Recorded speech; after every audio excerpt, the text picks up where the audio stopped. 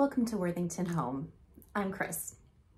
Today I want to talk to you about the 10 best places to buy reasonable antiques in New England. And whether you're an experienced antiques collector and shopper, or whether you're inexperienced and you're looking for some ideas to get started, this video will have something for you. In my opinion, the best way to buy antiques wherever you live is to go to a brick and mortar store. And the reason is simple. You can actually see the antique for yourself. You can hold it in your hand if it's small enough to do that. You can examine it carefully, look for markings that will tell you if you have an original or a reproduction. You can really get a good sense of what you're buying instead of being surprised by something that comes to you in the mail. That's a big advantage. I also love the sense of anticipation when I go into a store. I'm in the parking lot and I'm looking around and I'm wondering what's going to happen when I go inside. Am I going to find the holy grail of antiques when I walk through the doors? I don't know what the holy grail of antiques is. Maybe it's the holy grail. I don't know. But the point is, I don't know what I'm going to find. And I love that excited feeling of let's see what happens. I also love the idea of being surprised by an antique in an antique store. So maybe it's something that I didn't know I wanted. Maybe I didn't even know it existed. And suddenly there it is before me and there's something new and interesting that I can take home. And the taking home is big as well because I love to be able to buy something, take it home with me that same day and enjoy it immediately. When you shop online, you just don't get to do that. You've got to wait for shipping and it could take a week or longer. So yeah, antique stores I think really just can't be beat. I'm going to link a few of my favorite antique stores in New England in the description box, and I'm also going to include a few options in New York just because it's so close to New England. It feels like it's worth mentioning. My favorite kind of antique store tends to be on the grungy side, or let's say rustic and weathered. I really like the hunt, so I like digging through boxes. I like looking behind things. I don't mind some cobwebs. I don't mind a little mouse poop. I don't love mouse poop, but I can work with it. I find the best prices are in the grungier antique stores where things are not very organized and not necessarily clean or beautiful. So those are my favorites. But I also really enjoy sometimes going to higher end antique stores where you can see things beautifully displayed. You might find beautiful artwork, important furniture, things that even if they're not at my price point, they inspire me and give me ideas for my own home. So if I'm shopping in multiple locations, if I'm making a day of it or a weekend of it, I like to include both kinds of stores for a fully well-rounded experience. Estate sales are another really good option. We have lots of estate sales here in Connecticut, and it's interesting to be able to go through somebody's house. A little bit creepy and intrusive maybe, but interesting to see how a person lived with their collections and displayed them in their home. I've gotten some really good deals at estate sales. I've gotten some really nice furniture, some beautiful vintage textiles, glassware. You just never know what's in store for you when you go into an estate sale. I am always a little bit wary about the estate sales that are organized by professional companies, only because they tend to be pricier. They want to make a profit, and of course they want to make a profit for their client. So if I'm going to a professional estate sale, then what I'll usually do is wait until the last day and go a little bit more towards the afternoon when they're more motivated to sell, especially if I bring cash, because they don't want to have to pack things up and deal with how to dispose of them, sell them online, do whatever it is they're going to do. The inventory is less on that last day. So if you want a maximum of items and options, you go very early on the first day. For me, because I have so much already, it's not enough for me just to find a very cool item. I want to find a cool item at a great price. Tag sales are another great place to find antiques on sale for reasonable prices in New England. My general rule of thumb is if I drive by and I see a lot of baby furniture, or I see tables full of children's clothing or just clothing in general, I drive on by. Not because there's anything wrong with that, just because I'm not in the market for those things myself. If I see a lot of furniture outside, I'm much more likely to park the car and check it out. Even if the furniture is on the newer side, if there's furniture, there's probably some other worthwhile pieces as well, and then I'll check it out. I also find with tag sales, if there's one thing I like, there's usually many things I like. It's like if the owner and I have similar taste in one thing, we're likely to have that be true across a range of things. I've found so many good books that way, and not just antique books, even just books that I read on a regular basis. I've found, oh my goodness, so much china. I've found some beautiful tablecloths. I've found, you know, candelabra and china, and you know, you name it, I've found it at tag sales. They're hit and miss. You could spend a whole day tag sailing and just hit dud after dud after dud. And then there's some days when the shopping gods smile down at me and I have an incredible antique haul or vintage item haul. So, you know, whether you find something or not, it's usually a fun day, but if you find something cool, it's really time well spent. Flea markets can be lots of fun, and I'm really lucky because I live about an hour away from the famous flea markets in Brimfield, Massachusetts. They take place about 3 times a year, and they involve thousands of dealers. You could spend days and days and a week up in Brimfield and still not see everything. I've been several times, and every time I'm floored by the amount of merchandise that's available. Antiques of all kinds, small items, large items, items from all different eras. You just cannot believe how much there is. Another flea market that I love, which I actually even love more, is Elephant's Trunk in New Milford, Connecticut. Elephant's Trunk has multiple tables of items for sale. Usually sellers will negotiate a little bit. You can find something very inexpensive or something that is quite pricey, and then all of the things in between. You might find tables full of antique hardware. You might find tables full of kerosene lanterns. You might find children's toys, primitives, furniture, artwork. You can even buy sometimes like freshly grown vegetables and beautiful plants, and there's always food trucks. So it's a really fun day.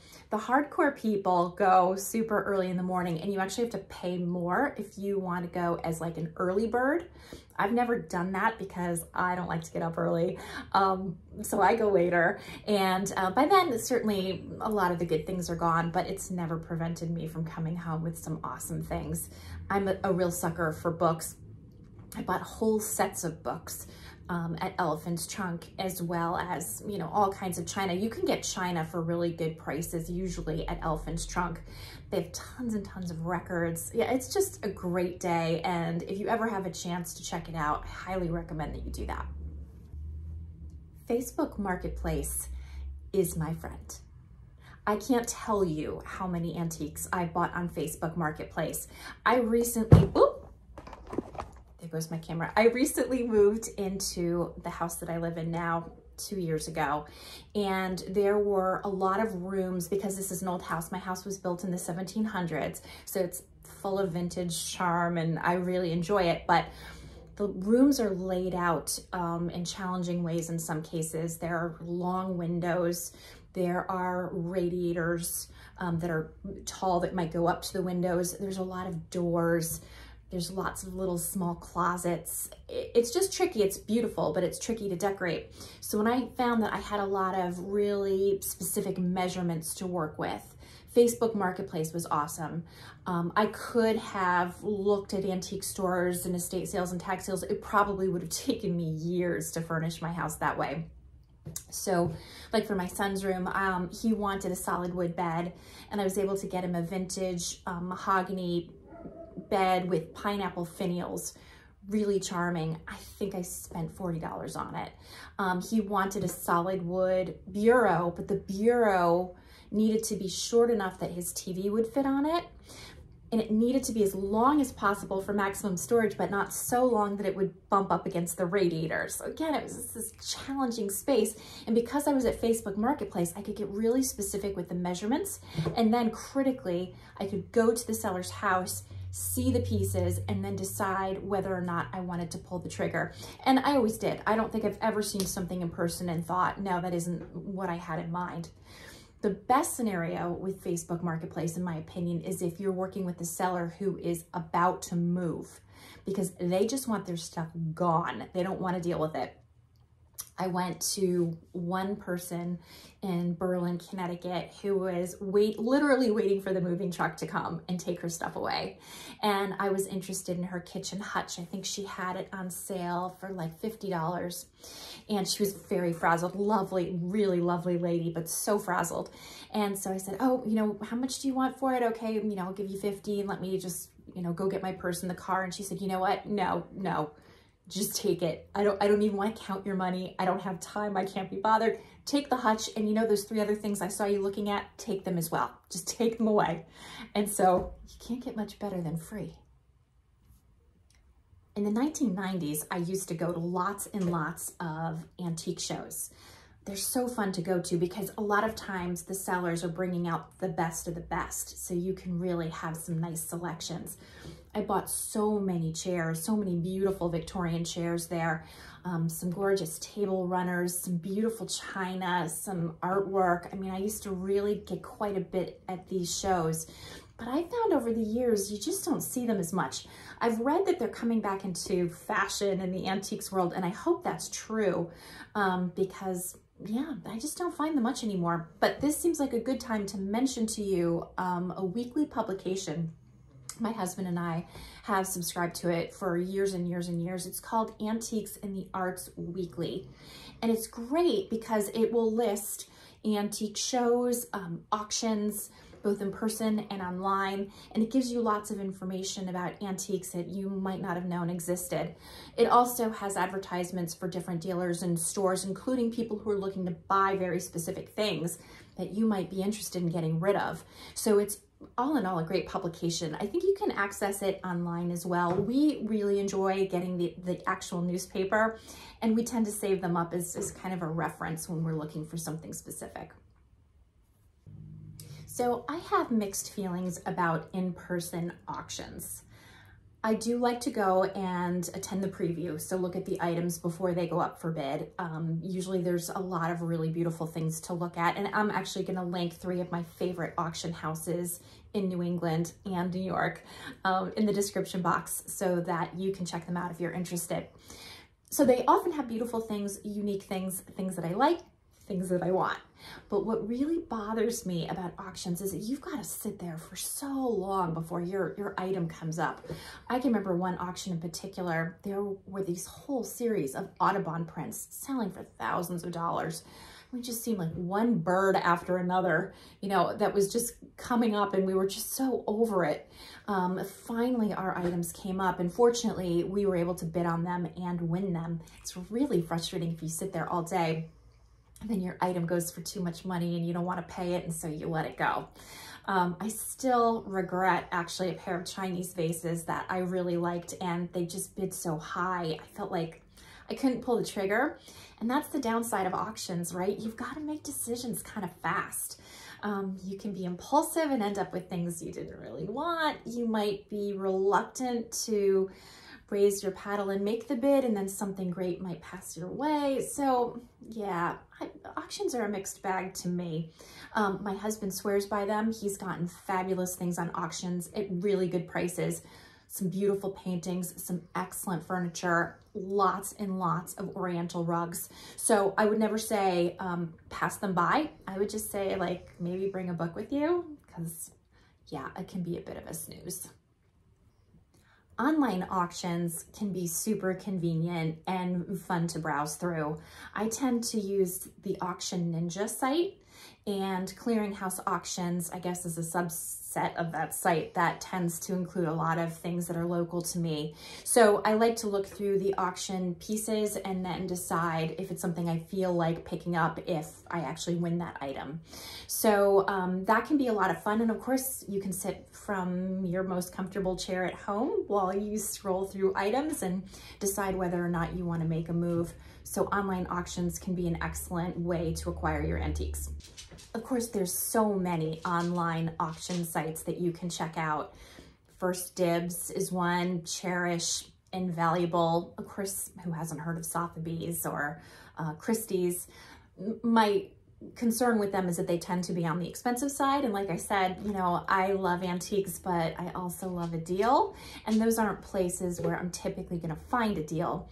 That said, if you're looking for something that is really special, something maybe you want to invest in, something that, yeah, is going to be a highlight of your house and you don't mind paying more, definitely check out those sites. I very much doubt you'll be disappointed. I don't personally tend to buy my antiques on online antique stores, but it's definitely a valid option. I know plenty of people who buy antiques on Etsy and get some good items at good prices. There's also more expensive options out there if you have deeper pockets, like One Kings Lane, Ruby Lane, Sotheby's and Christie's both have items that are for sale that are not part of an auction. So those are some places to check out if you're curious and want to learn more. If you do, let me know how it goes. I'd love to hear from you. eBay, of course, is a hugely popular site for both auctions and for buy it now options. I was once at a bookstore that I love in Bethany, Connecticut, and I ran into an older gentleman and we just started talking. And he told me that he had been collecting children's books for years. Things like, you know, the Nancy Drew series and the Hardy Boys series and things of that nature, Bobbsey Twins. And he said that it took him many decades to build up his collection because he didn't believe in eBay. I thought, you don't believe in eBay? Like, what is eBay, the tooth fairy? Is eBay Santa Claus? Like, what does that even mean?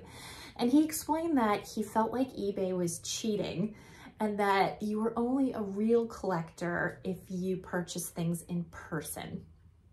And I have to say that made me really pause. I was like, oh gosh, you know, I use eBay. Does that make me like, am I cheating with eBay? Am I an antiques adulterer? I don't know.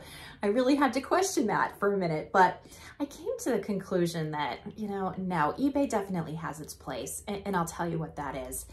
If you have something very specific that you want, you could look in antique stores and tag sales and all the places for years and years and years and never find it.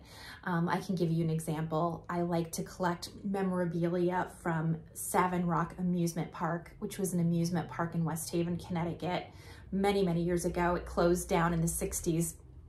And I really find their items to evoke high levels of nostalgia. It's very historically interesting to me. And I just don't find those in the wild, so to speak. I don't find them in antique stores. Some people maybe do. I never have. And I've really, really looked. So I find that when things come up, and they don't come up very often, by the way, I get notified on eBay if they do. And then I usually bid on them or try to buy them now if I can. And I usually will spend quite a bit because the bidding can be competitive. You know, if you want something, you want something. And sometimes you just pull that trigger. But that's just an example of where eBay comes in handy. When you want something really specific, you're unlikely to find it. And eBay can give you those notifications, which is so great, so you don't have to keep looking on your own steam. I love being able to watch an item and then think about it and come back to it later. I enjoy being able to leave feedback to a seller who's done a great job packaging an item for me or shipped it really fast. So yeah, is it cheating with eBay? Well, if it's cheating with eBay, then I guess I'm a cheater. What can I say? I just want to add a little something at this point, and that is I haven't mentioned consignment stores, and that's because consignment stores that sell antiques to me are antique stores. You know, consignment is their pricing structure, but to me they don't sort of stand alone. I just see them as a particular kind of antique store. That said, consignment structure can be fantastic because if something has been on the shelves for a while, a lot of times the price automatically drops. You don't even have to negotiate. I can think of a particular place I really love in Madison, Connecticut, and the price drops after 1 month, after 2 months, and after 3 months. And at that point, you can pretty much negotiate a really good deal. So yeah, consignment stores are worth mentioning in terms of great places to find antiques, but I don't think of them as their own entity. I think of them as a pricing structure. I have a bonus shopping tip for you, and that is purchasing things, or rather trying to purchase things at thrift stores. Now, this is not for the faint of heart because thrift stores can be a chaotic mess, and they can have sometimes a bit of an ick factor. Some of them are super clean and really nice, but a lot of the ones that I go to are not very posh, let's just put it that way. But you can sometimes find things. I actually went to a charity store a couple weeks ago, and they had this really beautiful Victorian oak desk that it wasn't in fantastic shape, but it wouldn't have taken much to completely resurrect it.